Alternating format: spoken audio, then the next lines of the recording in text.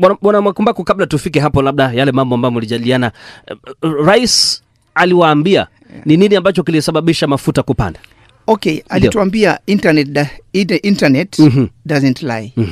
Akatuambia katika Afrika ndio kuna nchi 3 tayari ziko na tatizo. Ethiopia, Mozambique, ndio Burundi, na Rwanda kumeanza kuwa na uhaba. Akatuambia if we don't believe ndio internet doesn't lie, muingia kwa internet muangalie. Mtaona hizo nchi pia zina shida na hazina mafuta kabisa. Ndio. Yani hizo nchi hazina kabisa mafuta hakuna. Kama Ethiopia, tuhakikisha kwamba mafuta kwa nchi hakuna. Akatuambia kwamba wao walibidi watumie njia ndefu na ile kufikisha mafuta ndio nchini, kwa sababu tatizo kubwa ni Mwamerika kubomu. Kuna njia ambako mafuta yanapitia. Sasa ilipokuwa imebomiwa, demand ilikuwa juu, ndio supply ikawa iko chini. Landing cost ya mafuta kutufikia ilikuwa very high.